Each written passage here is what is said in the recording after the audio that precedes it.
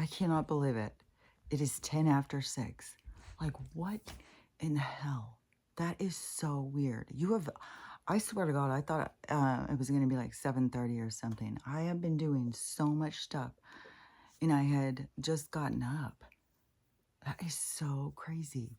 I keep noticing these, like, such inconsistencies of time and space. It's so, yesterday I thought it was going to take me so long to go out and do those errands. There was so many. There was even one, I was at the end, I had almost finished, and I was going to go in T-Mobile to get another one of these case things, glass cover things, because if you buy this replacement one, you can get one, but to me, it's like a hassle. And so I just got a flash of the last time I went, and it was just like, oh, I don't have it in me right now. I just want to, head home. So I didn't go do that errand, and I didn't take any. I had a pair of shoes. I wanted to go to the shoe repair, and I didn't take those because I was like, oh, that's adding on a lot. And the license thing, so I didn't even know you could make appointments.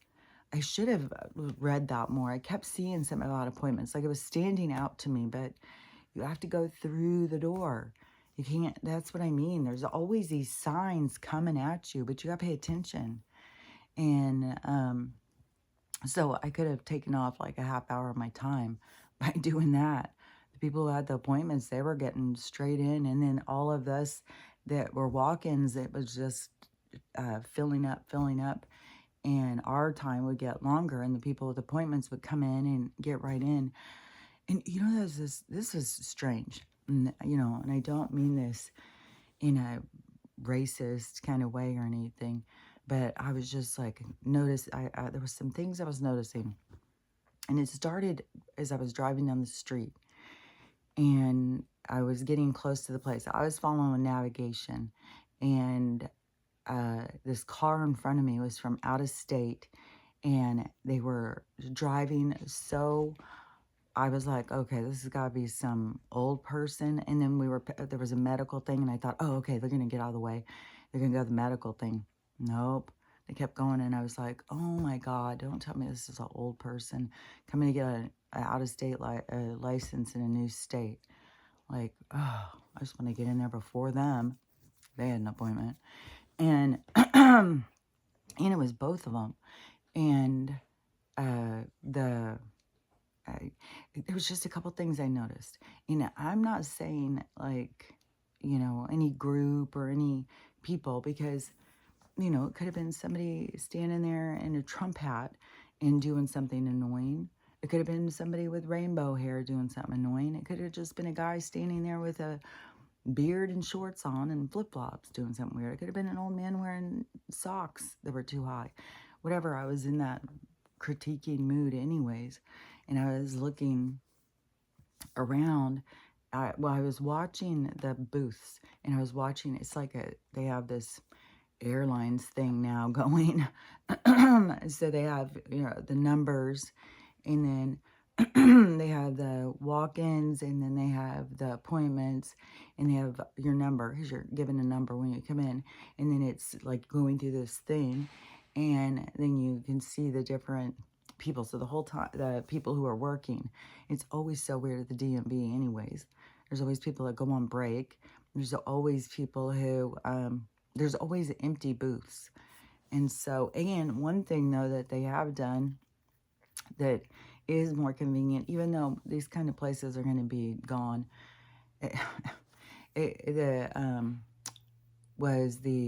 every single one has a camera now. So you don't have to go over and everybody's sitting there watching the people taking pictures. Now everybody's gets their picture taken, and it's kind of faced, so it's I don't know, it's less awkward. And so that was more convenient. One thing though, I had to go pee as soon as I got there. And so I went over to the bathroom, and it has a sign that says restrooms, and then you go over there, and the sign on the door, so there's two bathrooms, and the sign on the door both say all gender or multi-gender. It's so fucking liberal because this is a government facility. So it's absurd. Like, why do you have to put anything? Just restrooms. I mean, we figure it out, especially when we open the door. It's a private bathroom. Anybody can go in it. But you lock the door. Oh, it's like, what? And then, and a lot of times, like if you're at the mall or something, it has men and women, and then it will have family bathroom. A family bathroom is usually a private bathroom. They could have put family bathroom on there, but they chose to put something on gender stuff because they got to keep that right in people's minds all the time. Like, that's important, that's important, that's important. You're not born with a gender, but you better fucking hurry and figure one out. And you're probably not the right one because we're going to have to do some surgery on you because you don't know yourself and we know you better. And we're going to just create confusion. That's all we want to do. And then profit off of it. But so that was weird. And I was like, oh my God, these places are so ridiculous. All the different things you could put on there, but you got to make sure you're going to put something like that. I wanted to take a picture and stuff. It was like, I'm just not in the mood for even having, you just want to get in there and just go out, not talk to anybody, not nothing. And, but one thing that I am doing, I have noticed, I'm interacting with the people who I come across. And so, like chatting for a minute. And even if it's not like where you get some important message, some important sign comes to you, it's like I started being like, man, it's just like spreading a wave of connection. Just, to smile at the person and make some, chit chat. And especially in these jobs where it's just so like, where people are pissy and irritated. I swear to God, there was one girl who was walking out. She looked like she was crying. It's like, I don't know. Maybe she didn't get her license. I don't know. She was up there taking her picture and all that stuff, but maybe it was just the tiredness. When I go into town, there's a lot of young progressive people in Bellingham, and there's a lot of anxiety. That's one thing that's so common with the young people. They are so motherfucking anxious about every fucking thing. Like, that's not, how can we blame that on them? Like, a whole group of people, a whole generation, and just so happens to line up with a category, and they've all got just such anxiety that it's so hard for them to go out and do these things and interact with people. Like, there's there's a part of our testing, a part of our society. And the thing is why we all have to take responsibility is because we've all allowed this stuff. We all were like, oh, well, okay, let's see what happens. Well, let's try it out. Yeah, let's do it. And I think that there was some of us who were sitting there going like, I don't know, this isn't going to turn out so good. But there's nothing that you can do. You can watch it play out. And then when you try and tell people, and try and get people to take responsibility or something. I was thinking about this the other day about me as a mom. And I think one of the things that really bothered my kids is, they would be telling me something, and this is just who I am. And so they'd be telling me some, issue that they were having, like with school or a teacher or another kid or an incident that happened with some other kids that they saw or whatever. And I would always give these weird kind of perspectives. To me, now I can look at it and think like, yeah, well, no wonder they thought that. I'm trying to show them other ways to look at it, but they're not feeling supported. And so, I maybe wasn't the greatest at my role as a mom, but it's something we all have to accept. It's like, I'm just shooting from the hip. I don't know what the hell I'm doing. I'm just trying to do the best I can. And to me, it seemed important to look at it in a bigger way, look at it bigger. But I can see how people would feel like, God, you don't ever care anything that happens to me. You don't care about me. You know what I mean? So, no matter what we do or anything, we're always going to be doing the wrong thing for somebody. And you can't get all caught up in that. And the somebodies, especially if they're all your kids and they were all born to you, they came for this lesson. They came to go through that lesson. And I see so much about kids being like, almost like where people say like every possibility could happen. It's like the kids are the possibilities. They're going out and living all these possibilities. So it's and it's like these extensions of you, because then they're kind of going against you, so they go in this other way, which is another possibility that you could have done. So then it's like that playing out, but it's only playing out for them, not for you, because if it was playing out for you, it would go in different ways, because it's all different lessons for each different person. And so the best we can do is to just learn from all of them. But the hardest thing to do is not try and control them. I am just seeing that so clearly. It's so easy to sit and tell people what they need to do. And there's so many people that are hungry for people to tell them. There's people all over the internet begging, oh, somebody tell me what to do. Tell me what to wear. How should I fix my hair? What should I do? Like, it's like, somebody, please give me some feedback on myself. But I'm not going to shame anybody for that, because I remember being that. I remember feeling that same way. Like, I mean, am I tall? You go around some other people and all of a sudden you're not tall. Am I short? No, I'm hell not. I know, not me. But I'm just talking about like when you're going through the different things, trying to understand, because it doesn't feel the same as it appears. And you want to see like, well, where do I fit in? Where do I fit in? Like, where am I in this whole group out here?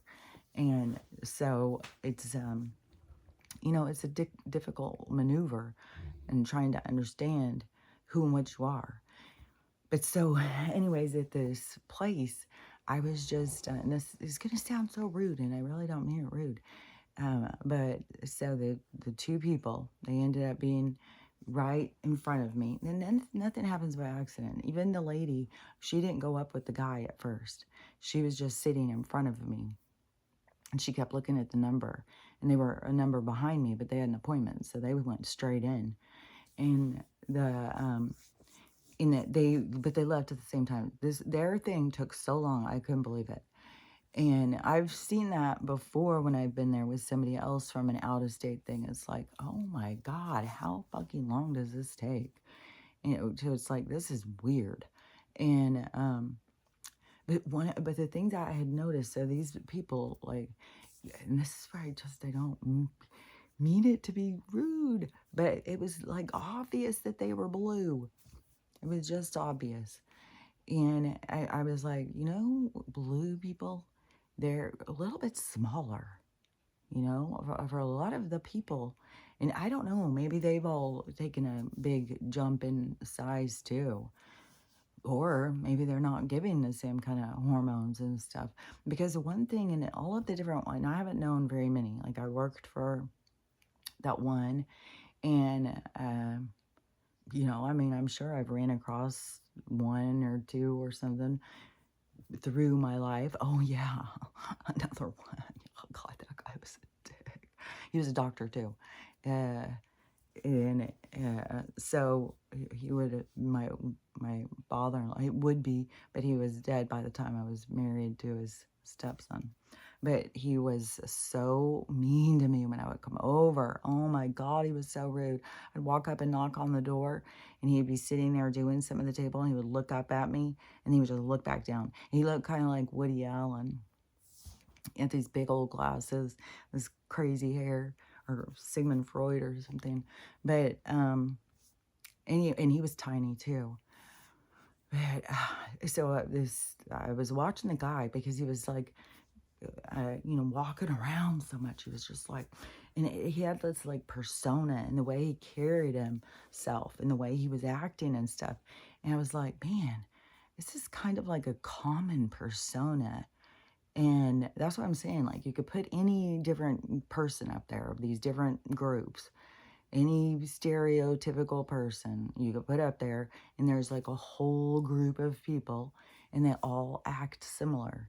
And so I was like watching them, and the wife was that nervousness, kept watching. And then at some point they called her up, and then she started the whole rigmarole thing. It was like, oh my God, he had done a lot of this stuff first though. So, because they were like asking about car insurance and stuff, I don't even know. Like, I came and got a license from another state, and all I remember having to do was the driving test and all this long ass thing. So, I don't know. No, I didn't have to do the driving test. I had to do the written test, and I had to do it several times. It's like you don't realize how much of the rules you don't know, that you just follow these things. But when they try and confuse you in these questions and make it like so close, it's like, fuck, I don't know. Is it you're supposed to go 45 at dusk, or you're supposed to like you're supposed to turn your lights on at dusk, or you're supposed to like the most ridiculous things. And anyways, this is just a part of their jumping through hoops to get their fucking absurd licenses, which, they made a point, because then when you go up, now there's the enhanced license, which it makes it easier in airports. Where I was like, airports are, everything's changing with our travel. Like, it was stupid, this whole license thing, because I was even thinking I was going to tell them I would do a year one, and then, but they don't offer that. They offer 6 or 8 years, and then it's $9 a year, which I was like, that's weird, because I was just saying I think licenses were like $10, but see, I don't think that we had to go in each year. I think it was like $10 for 4 years, and now it's like $9 a year. So, you know, but so it's still more. It was still a big jump. You'd go and get a license, and then it just kept going up and going up and going up. And then they just do these little things. So the 6 year is $60, whatever, 6 times 9. And then the 8 year. And so that was 72. So I got that one. So I was like, fuck, I might as well just get the other 2 years. So I'll have to come do this shit if it's still going. But I don't think it's going to be going. I think it's going to be going away.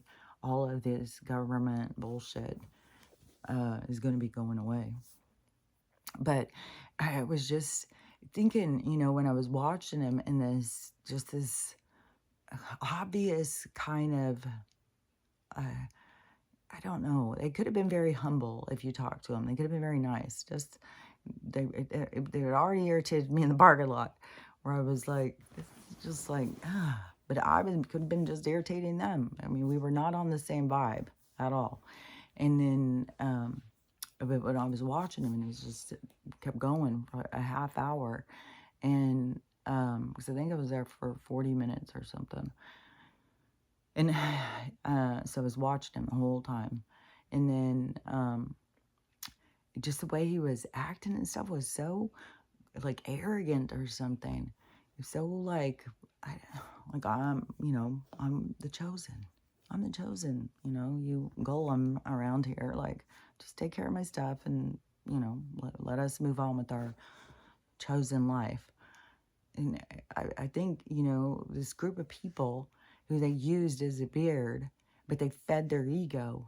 And I don't know, like the doctor who I had worked for, he was Jewish, and we were friendly, and I had told him that I wanted to go to his church. This is when I was like, trying to understand more about religion and stuff, and I really wanted to go see, well, what goes on in a Jewish church.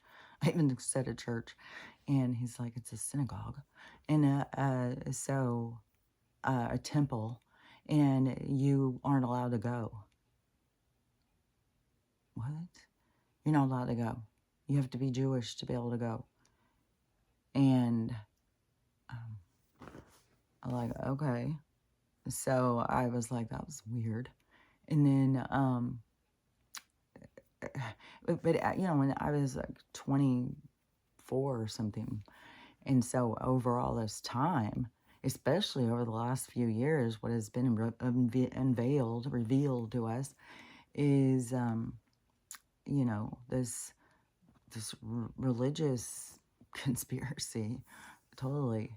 It's all this created division and hierarchy. And then this group of people who they said, y'all are the chosen ones. And, I don't even know. Like, I think that there's more now. where there's ones that aren't practicing their religion and um, have maybe even multicultural married, but that's one thing too. You know, these things, like, we just accept them or something, like, because the Jewish person is supposed to only marry a Jewish person. And you know what? This is what I'm saying too. It's all about these realities and these things about learning. And there's groups that are there learning these different lessons together. And because there's a lot of lessons, you know, when you break that down, there's a reason for all of those things. And you can see how there's like all different things happening for all different groups. And so I don't know. There's a lot, I would say, with that group, because they really do have this, like, we're better than you. We stay only marrying each other. We only put, you know, this, our genes out there, like this pure, like they're pure. They're the chosen. They're God's people and stuff. And it just gets kind of weird, really, when you think about that. Like, is a group of people, like, what if it was just like, well, it's the white people, just the white people, they're the chosen ones, they're the pure, they were born with the purity, so they're the chosen. And for the white people to be like looking down on people, oh, well, I'm a chosen, you know, you can look at me for a moment but move on, you know. It's like this arrogance that happens, and that's been in some of those studies. That's that one study that they did of the prison. They did a couple movies about it. I'm trying to think of who. I think Aiden, what's his name? Who's in one? I can't think of his name. I can picture him. He has this pronounced nose and dark hair. I really like him. I hope he's not a kid smuggler, but just some of the people, I think this is where the military kind of comes in, you know, because we would just jump on anything. Oh, well, you know, it was said. But they go more with, you know, evidence and stuff. And so I do believe for sure, like, I think it's part of probably why it's coming out in our society so much about this being drugged a situation, and then things happening to people that they don't want to happen under this influence, because they have been doing that at those parties for a long time and getting people into certain positions so that they could, you know, mail their black and get money, you know, that as part of their corrupt criminal money system, was feeding off of these people's fetishes and perversions.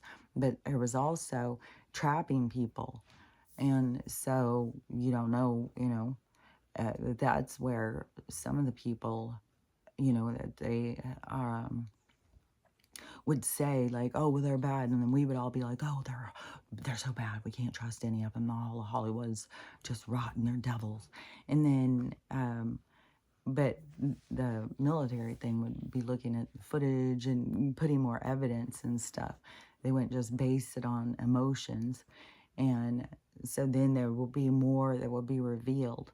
So then we'll find out, because there is going to be some double agents. Somebody was even showing something on, you know, all this stuff coming out on that one guy. Whatever they were showing, what made me think, like, oh, so these guys are in masks. Maybe that even is a J.D. Vance mask, because I guess, I don't know. It's so weird, because I just remember this guy from movies. I swear to God, I've seen him in other movies. And I couldn't even believe, like, he wrote Hillbilly Elegy, but the guy was in it. I swear that wasn't him. It's like, are they putting a different person, telling them that they're this person? And then I had said something, and somebody said, well, they keep changing his name and stuff. And I was like, I don't know, it's weird. As soon as the one guy that's doing the rallies had come out, I was like, I've seen that guy in movies. And J.D. Van, like, what? And so in this movie, in this storyline, he's got a political career or something. But this other, you know, the all these sickening things to call him. But, you know, the horse guy, He, if that would be a person in a mask to expose this stuff about him, that makes the most sense to me. But I think part of it can also be some of these people don't know, like, that the NSA or whoever, the White Hat, whoever has all this evidence on them. And so they bring them onto the stage and the people don't know they're about to be exposed. They just think, and there's nothing they can do. They have to just go with it. And so I don't know. There's a lot of stuff playing out. A lot of people in masks, double agents, and all that kind of stuff. So uh, um, there's just that it's just a lot of confusion until we get to see. It's just a lot of confusion, and this is something too. It's kind of bothering me. I don't know because. I've seen a couple of videos like this now, and one popped up this morning on the first thing on the YouTube thing. And so, and it would bother me so much, like this stuff. I was like, okay, I need to say this because the, it's how to spot a narcissist. How to spot a narcissist. And it's like, you guys, it is a pattern and a role. We're all here playing these things out. It's not like all the narcissists that are our enemy. We've all been these things. We are these things to other people. It's like we got to quit thinking like there's a good guy and a bad guy. And they keep pushing us and pushing us. And the thing is that we are multifaceted. We are the good guy and the bad guy. We aren't just one thing. At certain points of our life, we have been needy and taken from other people. We have been, toxic to other people who needed something from us and we didn't have it to give. Some of us didn't even recognize that somebody needed something. Like we're all at different levels with these different interactions because these are the people who are coming to show us who we are. So we get to see who we are by how we affect people, and then we have to look at it. We have to see so we can understand ourselves. And so, and yesterday when I was going around and stuff, I was really like, man, I'm really passing some positive energy. Like, that is good. Is at the car thing. So, confirmation. And so at the car thing, go up and the lady's like, what are you here for? And just start, oh, well, my license expired. And she was asking me some questions. And I was like, I didn't even know. The insurance guy called me. And so she said, oh, okay. And he gave me a number or whatever. And, more people will come in, more people will come in. And, she's the receptionist. So she's the one who's chatting. So, but not everybody will chat back. I think there's a lot of people who are just like, oh, grumpy and pissed off. Just gonna go sit down. And so then I was sitting there, and like I said, I was watching the thing, and then this guy's right in front of me. So I'm watching him, and just all these different things are coming into my mind, and, the purity and the chosen, and getting a whole group of people to believe you're better than other people, and just all this stuff, And so then I got called up to the thing, but I could see myself coming on the screen, so I knew I was about to go, but I didn't know which one. So I'm watching which window am I going to, and then right when it was my number was the next one, all of a sudden 4 appointments came in. I was like, what the fuck? But it was still like everything was just going really good. Like it was going smoothly and quickly. And that's why I was saying there's this weird thing about time. It's so weird right now. That's probably a part of the feeling like I'm not here or something because the time, like there's no grasp or something. Everything is weird. Like even at the weed store, when I stopped there and I asked the girl, I said, do you feel weird? And she's like, I felt weird for the past year. I said, I don't know, but it just feels really weird right now. Ever since that AA portal thing, it really got weird to me. And I said, I don't know, it feels really weird for the last couple of days. I feel like I'm a ghost, like I just floated in and floating out. And she said, my daughter is having that same kind of thing. She's super sensitive. So maybe it's like more sensitive, because I had seen that on Gaia Channel too, in that or that documentary called Sensitive something. Because I watched it, I was like, oh, that's what I was, a sensitive, like, uh, as I could feel things and stuff. So, anyways, that's a good documentary if you're trying to understand yourself too, and see like, oh, well, maybe that's what I am. Maybe I'm sensitive. But anyway, so she said she's sensitive. Like you pick up on all these things, you can feel it. Some people maybe say empathic and stuff, but that's used as a log line practically. It's like it's used uncharacteristically, like it's it's too trendy. And so the but she said, yeah, her daughter is saying the same kind of thing, just feeling very much like, am I here, am I not here? And it's very strange, especially when time is moving so weird. And but when I went up to the guy, and then so I started chatting and saying, oh, I've saved all my licenses. I've got them all. And he's like, oh, I did too. And so we're having this little chat and making eye contact. And you could kind of tell, because he was going, kind of robotic or whatever. And kind of then the interaction, because I think a lot of interaction is just so mundane or so hostile. There's not a lot of friendliness in this place. And so I was just being all friendly and stuff, and went super quick, and I was out of there. And as I was walking out, the receptionist was like, oh, you're out of here and stuff. And I was like, man, when you just bring in that happiness and stuff, and you're just like, yeah, people feed off of that. And people want to join it. Oh, hey, yeah. Ooh. So it's like, it's something to spread. It's something that, it feels good. It's like bring this wave of joy with you where you go, instead of, leaving people mad and going home kicking their dogs, and it's all because you chewed them out today. Even when I've had some chewing sessions through this awakening as well, because of the creating the balance between the divine masculine and divine feminine. I was heavy on the feminine, but that made me very reliant on the masculines, and the masculines that I was drawing in were very toxic. And so I wasn't good at protecting myself. That was a problem. It's weird too, because, as a person who lived with a pedophile, that I, was like, come on, yeah, you want all this. And so I have a way of protecting myself. Like I said, if I feel a threat, I can go Hellcat. Like I will fucking go crazy. So but boundaries are different. See, that's an overreaction. And that is where you can see when people have overreactions and stuff, that they have trauma, and that we need to work on our stuff. So my masculine and my feminine were out of balance. I didn't have good boundaries. I wasn't good at protecting myself. And that's why, throughout, especially the past couple of years, it's been so much challenge on my boundaries. It started, though, in the very start, because it was in 2016, and when my daughter had moved in.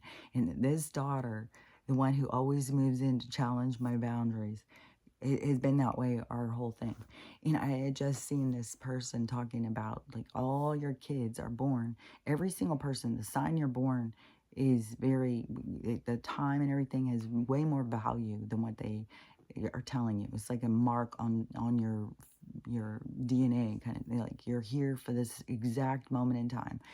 And all of the different people who are born to you, their signs are here for certain lessons. And they were breaking it down, like the different lessons. And she's a Capricorn. And the lessons that Capricorn will teach you, the Scorpio, because one of my daughters is a Scorpio, and I have two that are Taurus. And I was like, man, it is like there is these things that they do teach you, and it's trippy. But I've always thought that there's more to it, And so it's so interesting. Like I've said, there's everybody it's all very designed so perfectly. And so, anyways, I'm all over the place. It's like I'm making this, it's like the keep bringing the room so big, and it's like, okay, I'm getting lost in the room. Hold on a second. I gotta see if I finished what I had finished and what I didn't finish. Let me think. So, but there's more earthquakes. It was really bad. This was kind of creepy because the Japan one was 13 miles down, and there was a big one in Russia now that has happened, and it was 310 miles down. See what I'm saying about this reverberation? And see what I'm also saying about, like, I do not think it's just this one big giant flat plane. I like how they're even, that's why I can't go all on the flat earth, because I believe in realms and realities and stuff. And so I just don't think it's like how it's represented in the physical in our minds. I just think it's different. So anyways, but it's everything is shake, rattling, and rolling. Like this is going to be like all these tectonic plates are just all becoming unsettled. This is everything. And I'm pretty sure that Russia is going to be there, but there's going to be some places around, like Europe is going to be hit just as hard as the west coast of America. Like Europe is barely existent on the new map. All of Europe. And lots of places are going to be keep having. I just saw a video of a guy in Ohio. I can't remember what his town was called, but he said they have never had a flood, and they're flooding. He even called 911, and they said, "We're aware of the situation, sir." Like, dude, you're calling 911 to tell them that you're flooding? Like, don't you think that they probably know? But people like lose their minds in certain situations and they don't think straight, because you do go on to this autopilot thing. But it's important to really slow down. I just had this talk with my daughter because she's gone on several rafting things, and the river's going fucking fast. It was intense, man. And so she said that they went and even put in a different place, and she said it was like crazy, and they were getting all pulled, and she said it was so intense. And I said, you got to be really careful right now, because there's a lot of people drowning, lots of drownings happening. And whatever's meant to happen is meant to happen. But this is a time to be mindful, because you don't want to end up at your fucking life review, and that's what you're reviewing is, you just never paid attention. You're just never paying attention in life. Like, because that's one thing that's taken a lot of people out. It's a lot of things I think that their life review is, having to go over like, dang, because you have to be more mindful. You need to pay attention and, know the risks. This is kind of sad, because humans show such disrespect for nature. And this was, there's signs all around these tide pools saying, be careful, there's wildlife, all this stuff. And this person was filming this tide pool, and uh, for one thing, it was like totally overcrowded. It's like tourism. Like, we have tourism is bad for a lot of countries, even though they try and tell us that it's good, but it isn't. Because it's good for the corporations. So but there's like a certain assault that happens from the tourist onto certain communities. And so this is what was reminding me. It was like all these tourists going to the fucking the what did I just call them? The little things in the ocean that's up in the rocks. And you go up there, and there's like all sorts of things living and stuff up there, tide pools. And usually, and my kids, my younger kids, their dad, he loved going to the tide. He took them to tide pools a lot of times. And then my kids, one of my daughters, the oldest one, she really became in love with the ocean. And but they would go to the tide pools, but they, learn to respect. They take their kids to the tide pools. And to me, I was like, tide pools, like, I've gone and seen them and stuff. But anyways, there's some people who really love them. And this guy who was filming this, you could tell he did. And it was kind of just really atrocious. This video was really disgusting. It was like all these tourists, like they all have their hats on and they're just tromping through. They're all throwing things around and it was like, what? And the guy who was filming it was just like, he shows the sign and it's like, what? What is wrong with people? It's so fucking insane. But there is just this disrespect. It's all about you. Just who cares if you're stomping on things that are alive? Just, have fun with it. It's like, God. It's like those people who saw those bears hanging in the tree. Do they know anything about bears? I know now. Like, I wouldn't have known then, but I learned from um, their experience is that mama bears hang their bears in a tree when they go to get food so that their bears are safe, their little babies are safe from anything happening. And so the bear had hung them in this tree that was too accessible to tourists who wanted to take pictures holding bears. So they just go and start ripping them down, taking pictures with them. And dropped one got hurt, one had to be taken to a thing. It's just,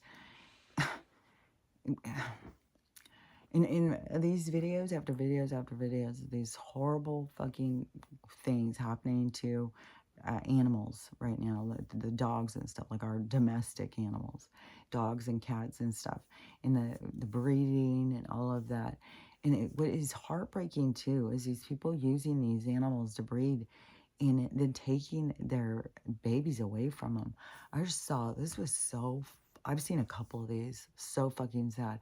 One was in an ocean thing, and they were taking the baby whale, and the mom whale was following the whole way. I think the whole pod was following him.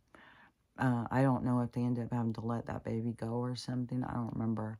But they'll be crying the whole time. There was one that was a cow. This made me cry. It's so fucking sad. And they took the baby cow away from the cow, and the cow was chasing the truck. I think they were taking him to sell or something. And the mom was chasing the truck, whatever, making screaming sound. And another one, lots of dog ones. There's just a lot, like, you gotta respect, like, why do people think because the animal gives birth that has no feeling towards it? And there's so many of these videos where there's something going on and animals are going to humans to get them to come and help them. And people are going and saving these things, like all sorts of things. There's a really cool one with some fishermen and a shark. A big shark was coming in, hitting into them and trying to get them to follow. So they followed the shark to go up and find a whale with his family, and he was all caught in a net. And so a diver had to go down and cut the net off. And this was so cool too, because these whales are fucking huge, sharks and everything. And so the guy goes down, cuts it so that the whale can start moving again, and because it would just lay there and die. And his family was gathering around it. And so after the guy cut it, this is gonna make me cry. All the whales, this is so hard sometimes to say some of this stuff is so emotional. See, I'm a sensitive. They went straight up and down. So they all turned to go straight up and down so that the guy could go out and get around them. That is a fucking awareness. And that they know to go to a human. A human caused this. I need to go to a human to fix it. This is happening. I've seen so many of these fishing videos of this kind of stuff. And the things like it kills turtles, it kills whales, it kills sharks, all this stuff. This senseless fishing that they do. Like, there's been groups that have been fighting this. There's been whistleblowing on stuff, but the corruption that continues into the wildlife of the oceans, it's a complete assault. There's a reason why these more living beings attack us, is because And I mean like the ocean aliens, the beings that live in the ocean, why they, don't like us. Like Corey Good said, those, when they came in, he could feel how their disdain for humans. He said they were intense. They were more than, he said he had been around some Dracos and stuff that do, but he said the aquatic beings were so, uh, so hateful towards us.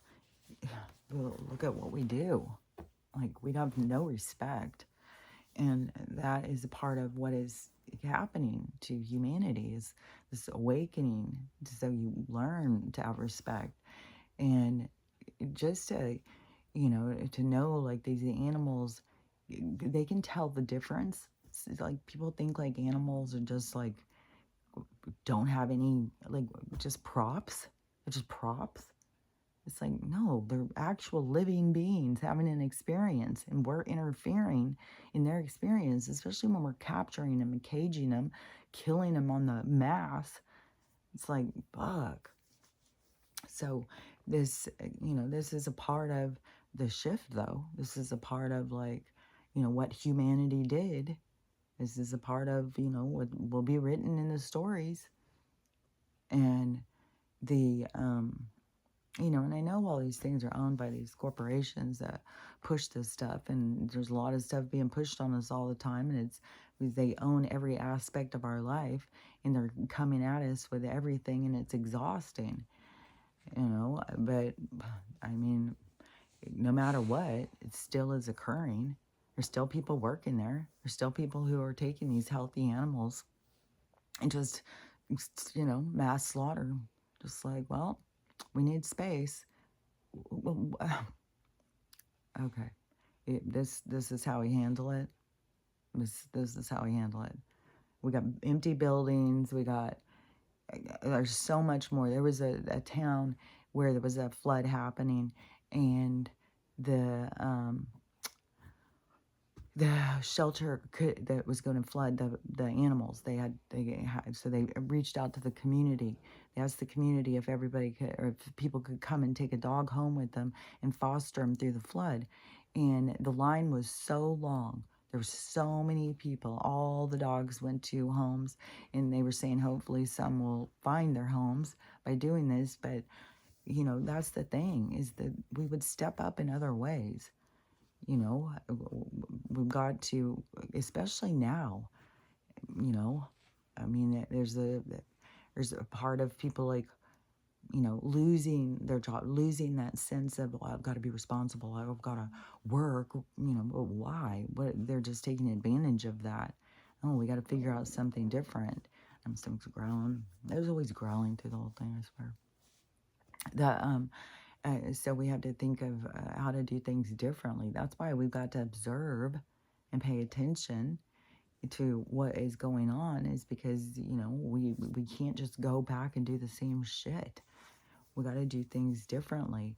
And there's templates, there is these places where it's not like a shelter. It's more like a farm, more like a dog farm, where the dogs go and it's set up so that they are more, know how to live like in a house and stuff, so they don't go to people's houses and suddenly become so anxious. Like, I've seen him come so far with his anxiety, and and I'm sure, like, it's got to be so anxious. Somebody just scooped us up and took us somewhere else and put us here and put us there and gave us drugs, and we woke up. Like, can you imagine? And so, yeah, I think we gotta have respect. Yeah, they're gonna have anxiety. They're gonna act out. They're gonna do weird shit. And one thing that for sure is, he's got food issues. And I've heard this before in some of the hoarding houses, that, dogs have to fight for food and stuff. But he's clearly has been in some situation where he's had to fight for food. And since he was found on the streets as a stray, I would imagine, however long it was, if it was days, weeks, I don't know how long it takes to ignite that in a dog. One meal of being hungry, probably. And it was like, fuck you, I'm keeping this food, fuck off. And so that is where I've seen him go, where he will fight over food. But he's very, he listens so good. Um, like, we've only had a couple of incidences. He's pretty good on the listening. Like, if I stay between them, he doesn't rush over and try and steal her food. But he eats so fucking fast, and he's insatiable. It's like, and it starts a frenzy. Once he starts eating, it's like he just can't stop. He can't stop. And he's a total scrounger. Like, he'll go around looking for morsels. Just, there's got to be something else. There's got to be something else. And, but the other day, when I had thought that he had gotten the CBD stuff, because he was so tired and he was just like, oh, it was so funny. Because I was like, what the hell is wrong with him? And I was like, oh, he was licking his Stella's dish and I'd put some of her medicine. She must have left some. Or maybe I was like, I had no idea. Like, maybe she left what I'd put it on. I didn't know how much she had taken. But I started thinking, going through my reference material of all these different stories I've heard of people's dogs getting into CBDs. People's dogs have gotten into, ate their whole stash and stuff. And it's just like, well, I just got to sleep it off. And so I knew, he would sleep it off, whatever it was. It's not going to kill him. But it does make them really woozy.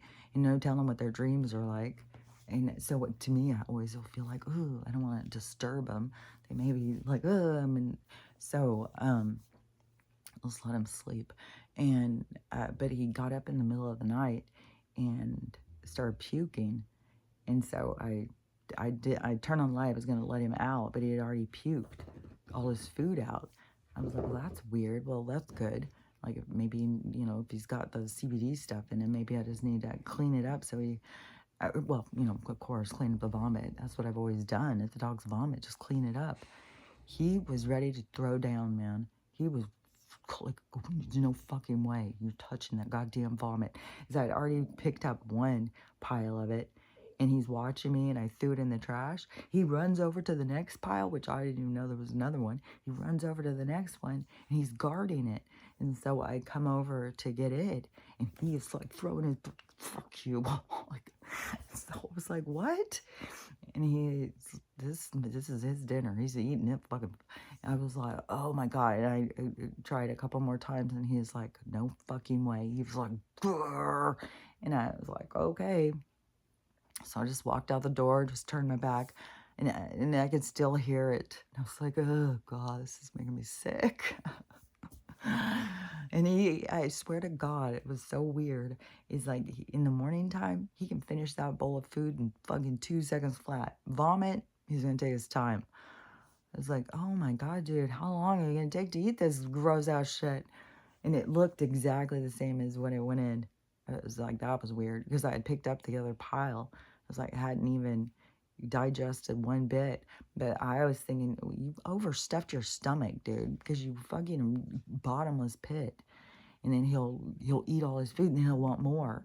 And I've given him more a few times.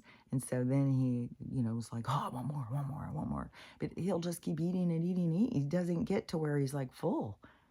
It's just, that's when, like, he's insatiable.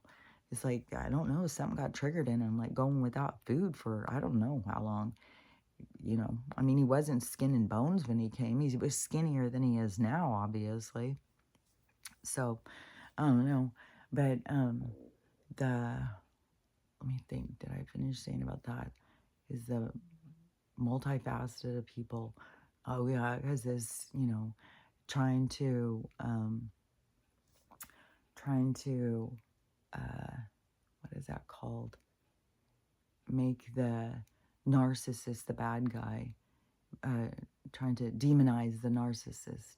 So trying to demonize the narcissist thing that's not productive in anything. I see all these girls. Well, I'm borderline, and then questioning, like, which you do need to do that. I need to be questioning things, but it's like, I don't know. I need to go deeper or something. Well, most people who are borderline kill themselves in their 40s. I wonder if I'm going to, or something. It's like, you got to figure out, like, the things you need to make changes in. But it's like this really self-defeating. Like, some of these diagnoses are so self-defeating, and the people just feel so encapsulated by it. Like, they have got no choice. This is what I am. I'm borderline. I'm not. There's nothing I can do about it. It's like, what? Everything you can do about it. It's everything you can do about any of this shit. You just got to have awareness that you're doing it and doing what you're doing.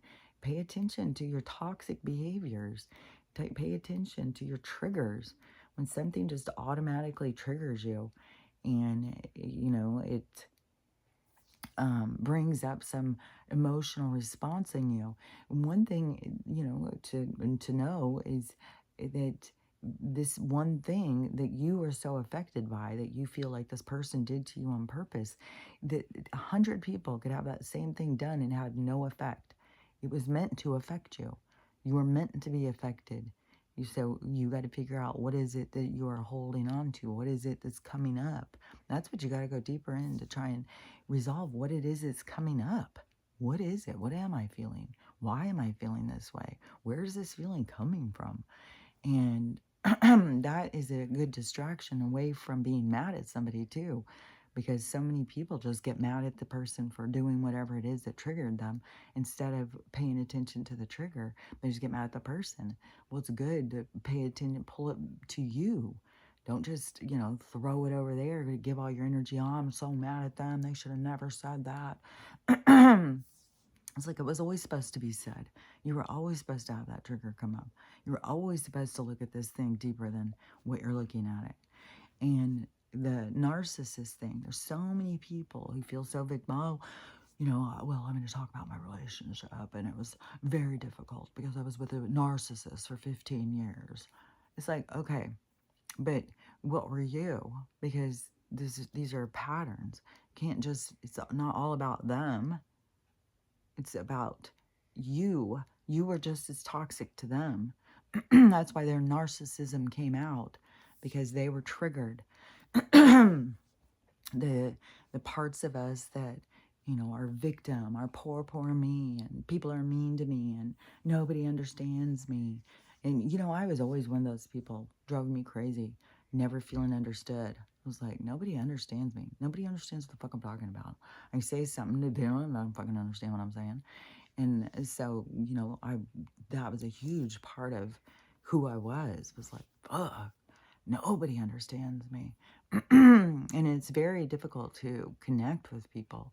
Like, I was married to people I didn't even, when you look back, especially when you're going through some of the problems in it, it's like there's no connection here.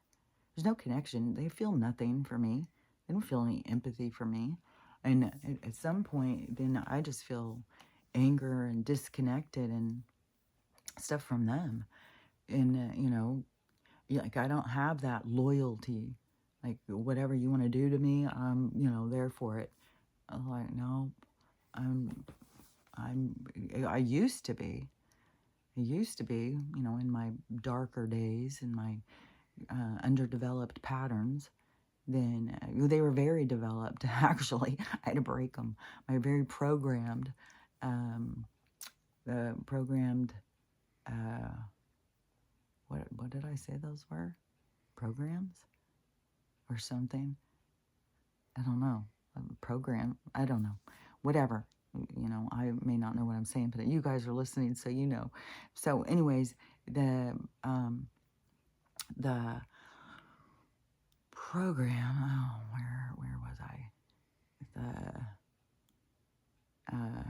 Well, on the narcissist, that it's very much the people who keep trying to bring attention to the narcissist keep being like, like, poor me, what I went through with this person. But you need to be acknowledging what also you are putting people through. Like, people aren't just like narcissists. People are narcissists. Like, this is a part of people that comes to the surface. And so, yeah, there's people who are narcissists, but they can't interact with it. They need this other part to develop their narcissism. Like, they can't be narcissists with every single personality. They can only be in these certain patterns. And so that is what you got to notice. Like, if you have a tendency to be with a lot of narcissists, it's because you are the compatibility factor. It's like you are compatible with them. So what you want to change is you, or you're going to go right back into another relationship with another narcissist. You have to figure out what your um, patterns, that's what it was, your patterns are, your programs and patterns. So you got to figure out your patterns so that you can break your programs. And so, when you're going out screaming, oh, I've been with all these narcissists, they're all narcissists. What you're really going around telling everybody, like, I've got some serious issues and I just keep blaming everybody else because I'm not going to take responsibility. I just keep getting with assholes. It's like, no, you're going with assholes because you've got something that you need to work on. There's some kind of thing that you need to heal. Believe you, I know this one as I lived it. And so you can't just be blaming the other people because then you just go right back in the same one. And it's weird too, is because there'll be like these little tiny tweaks that are a little tiny bit different. But really, that just gives you a more complete story.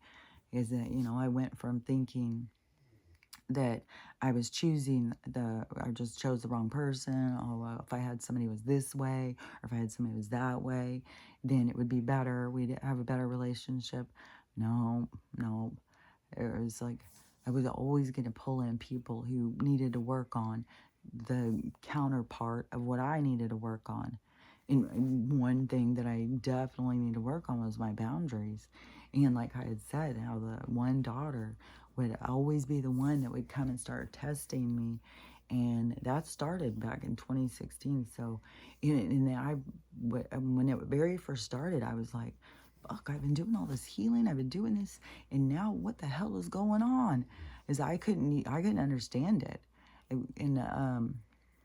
So I was in my room, at my house. I'm going in my room.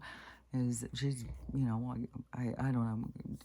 There can be a lot of tension. Like, if you've been along for this ride, my daughter and I have lived together a couple times. And we are this, this tension rod of, but so I know, she's here to learn from me too. And she learns from me all the time. We learn from each other. But, so I was in my room and I was asking my guys, I'm like, what the fuck is going on? And it was like, they told me. That's how I knew.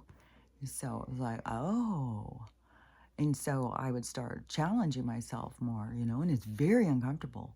If you're not used to saying no, and I still, I still have this part of me that really feels bad for other people all the time. And would put myself aside for other people. And, that's something that's difficult. That's, one of the things with my first husband is, I would constantly put myself aside. And even yesterday, something was coming to my mind because I'm like reliving so much of my past lately. And something came into my mind, and, he was the one who was out to murder me. And I found myself just feeling bad for him. I was like, we do have to gain more compassion, if it's something that we lose in some of these toxic relationships because it becomes more of an opponent than a partner. And we battle back and forth for being heard, being understood. But when we break it down, we're here to learn. So whatever this person is pushing and bringing up in us that we're fighting against, we're here to learn it. And it's crazy too, because you can have people who think that they know what you need to learn and they're going to teach you what you need to learn. But the thing that you need to learn from that is probably that you need to not be with people who are trying to put their beliefs or their thoughts on you, that you are not defining yourself, that you are trying to please others to be accepted. And so, there's lots of lessons in all the things. You just got to, try and find the lesson in the incident, in the experience. And that will also move you through them. But any of the relationships that you're in, they're all about learning. They're all about teaching you and growing and stuff. You're all different people, throughout your life. And so you have different relationships that come in to challenge you so that you can learn and experience yourself and learn about yourself and feel yourself. And but it's important, in this process of not blaming others, not just being like, well, it's them. And pay attention to it. It's groups. It's like it's like petri dishes. It's like they've created these things, so we can't just sit back and blame all these people, all these young kids. They're just so ridiculous. They got so much anxiety. You can't even talk to them. And it's like, but this was created when we allowed technology to come in and take over. There was going to be repercussions. When you stick a fucking device in front of a kid's face and just, make that their world, there's going to be repercussions. You're going to take that away. Well, it's a little anxious. I'm a little anxious. Put it back, put it back. The room got too much bigger. There's too much emotions. I feel people. I feel emotions. I hear them. I know. I'm just going back in here. So, we've created these things, but we have to take witness to it. We bear witness, and we got to bear witness to create change. So we have to see, and not judge people. Like, so many people are a product of their environment, and they're kind of lost in the stew. And this is why this is the light coming in, so that we can see, so we can find, where am I lost? How do I get myself out of this mess? And then you gotta remember too, all of this loss that is happening, everything that is being taken is because it was not good for you. Something better is coming. And I just saw this girl, and she was saying, so she had a prophecy. I don't know if it was a journey. It might have just been a meditation or something, but her her elders had told her she needed to speak on it. And to me, she sounded like she was saying the same thing as what I've been saying. But she said that about this splitting, and about this positive part in coming into harmony with the planet. And she was saying, let me think, because there was a part that I wanted to say that she had said. So she was saying about the coming into harmony. Oh, because she said that it's going to be like having a ton of grief and a ton of relief at the same time when this thing happens. This moment that I'm saying, it's like the lights come on, like your soul, like you just see everything suddenly. And she said it, and it's going to be this, whatever, it's going to be some kind of thing, an occurrence that creates this wave. And so she was saying it's going to be like this sense of grief and relief at the same time. So I was saying something's going to happen, and then it's going to be like this relief, though. There's all these signs that say something big is going to happen, something really big. And we've got so many earthquakes going right now, and we don't know how violent. Right now it's showing us that a lot of these big earthquakes nobody was even hurt in the Japanese one. I don't know about over in the Russian one, and I don't even know if it was in a populated place. But but all these different ones, there's some places that are getting devastated by these things, but just that we know that there's all these shifts, the land mass is shifting. That's what I'm saying. It's not to be scared. It's just to be aware, to know like what's going on. And things are changing. We're going into this new age. The history of this old one's going away. That's why you don't want to be trying to hold on to it. It's going away. This whole thing. I got the 8-year license, but I don't think it's going to have any relevance. It was just like, well, if I may as well, since I'm here, just add on 18 more bucks, because what the fuck, I don't want to go, like, this kind of stuff is absurd. It's just like, especially when you're sitting there, and it's just like this whole cattle thing.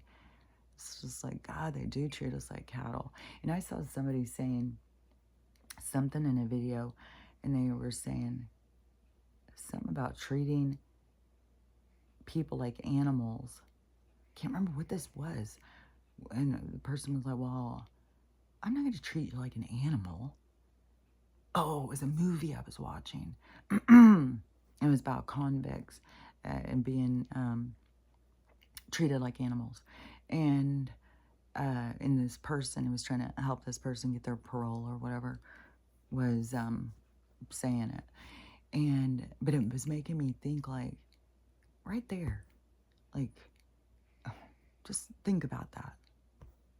Like, well, I'm not going to treat you like an animal. Like, it's okay to treat animals like shit. I wouldn't treat you like shit. Like, um, this is why we're going through some of these changes. It's like, if we already knew those things, we wouldn't treat them a certain way. So we wouldn't have to go through the experience of learning why you don't treat them a certain way. So now we're going through the experiences of learning the why you don't do this, why you don't do that. And we're all getting this, what is that called? Courtside seat. We all got a courtside seat to the show. And you got to keep in mind, though, this is all movies. This is all just a bunch of movies. This isn't real life. And people came in to play these parts. And, horrendous storylines and stuff like that are just outrageous and horrendous. They're just movies. They're just they're not entertainment. They're educational, for educational purposes only. We're here to learn. We're here to experience, and we're here to learn. And so that is, what everything is playing out for, and why you are a player in the movie, so you can learn from the experience, from all the interactions. So you get to, learn as you go. So, anyways, there is all this stuff. Everything is just speeding up more. There's a person who keeps watching over with, there's a bunch of people who keep watching over with the dinar and what's going on in Iran and Q, those places over there with that, because that's a place to be watching on this financial crash. It has to do with, I don't know, it has to do with some different things, I think, with the petrodollar and stuff. And I don't know about this Ripple thing. When I hear people start talking about it, it's just like, it just sounds like rah, rah, rah, rah, rah, rah, rah. So I don't know all these different things. Like, you can try and hold on and try and figure it all out and break it all down as you go. But, the only thing I know about it is that all of the corrupt stuff is going to go away. And then there's this new that's coming. Oh, yeah. And she said that it's going to be, because this girl who was saying about the feeling the relief and the grief at the same time, she said that there's going to be this, it's a global economy, and there's going to be this, she said that she could see the thing, like how now, like, we have a pyramid and something, but she said that the new thing that everybody's going to have is this globe thing with all these stars coming out of it. She said it was like 5 stars coming out of this globe, and it was gold. And so I don't know if that's going to be the thing on the money. I don't know if it's going to be on buildings or something. I don't know. And, maybe it's just something that she was being shown, and then she's translating it different than how she was being shown, like that, But I know we're going into this global economy based on the earth, the resources. And so gold, silver, platinum, copper, crystals probably, but the most valuable would be the things that what they're used for. And so gold has always been up there, and that used to be, that we were on the gold standard, and, money had value. Even the coins were real silver. So when you were trading them, it was already measured out to how much you were trading. And so each coin had a value by the amount of silver that was in it. That's why they stopped doing that. That's what, they've changed the money and stuff. And you can't find real copper pennies. You can't find real silver coins. That's why some coins have so much value, I think, or something. There's weird things about some coins, why some coins have so much value. But so but that was all done on this corrupt way. Like, go and just listen to how they took us off the gold. Like, go listen to all the rigmarole and shit that they said. It's just like, oh my God. Keep them busy and they won't think it through. So so now, and then they went on this paper petrodollar thing, and it was all jacked up, and they all have been working in cahoots together for this, to keep us all trapped under this central banking system. And so that's why it's all got to go down, and all these different currencies have to go down, because we're going to go on to a standard that is just this gold, and it's going to be the same thing, but that's going to raise the value of all the different resources. And so the silver is going to be reevaluated, just like land. Everything's going to be reevaluated, and it's all our birthright. And so, like if you were, it's not like you can have just like certain things are your birthright, but they don't have to give you 10 tons of silver, is what I'm saying. But yeah, land and resources and stuff is our birthright. So on the silver thing, though, because they've repressed it, so they held it back. Some, you again can go listen how they did the gold standard and how they started repressing the silver and doing this whole thing. And so now, when they're going to go down because they had created this system, then the silver is going to skyrocket. It's going to go way up because it's been being artificially held. And so it's going to go way up, where they're saying, right now that's like 27 an ounce. It's going to go up to being like 600 or 1,000 an ounce. But then in the NESARA GESARA thing too, there's this whole thing about the patents of 6,000 patents that were held back of all these things that will help us. This is why there's going to be such a big jump in technology, because they were repressing it so hard, and why suddenly we're going to be in flying cars, and we're going to, it's going to go real quick, because they've got all this technology, but they've just been repressing it. And so somewhere in this technology, there is something about silver is going to be used a lot. Silver thread. There's some kind of a silver thread that is unpenetratable, or something like an armor or something. And I don't know if they're going to make cars out of, like, or clothes out. I'm not sure. But they're saying that that is going to be this big blow up thing, is with the technology and silver. And so that is why silver is going to skyrocket, where it can even, they're saying it could even go to like 10,000 an ounce. That's why I keep telling people that is a good investment. That's where it's like, pay attention to not the fears of what they're trying to tell you. I see fucking these economists out there telling you to go buy stocks right now while it's cheap. It's like, okay, what are you, a plant or something? Like, what the fuck? No, this is a breakdown of the system. But so many people are so caught from their souls anyways, don't have a clue what's going on. But so the breakdown of this whole system is to free us. And so, that can be the grief and the freedom at the same time. I don't know how it's all going to play out. But that is what's going to happen. And then we're going to be on a global economy that is going to be where we're not having to go and work ourselves to death and never get ahead. No, where whatever you do is going to, give back to you. So if you want to start, and one of the big things they're going to do is dump tons and tons of money into humanitarian projects. That's why there's going to be such a huge thing in building up communities and different things, like whatever people are driven to do. Like, there's all sorts of things that people are driven to do. Rec centers, education centers, agricultural. It's in your programming. It's in your template. So you're here for that certain thing. And then, so as all this money starts going into communities and stuff, it's going to start building up. But that's going to be where people are going to find their businesses, their place. And it's not going to be where we have to work. It's going to be, where you work a little bit. It's going to be a lot more relaxed atmosphere, a lot more. I saw this guy who was just couldn't believe it.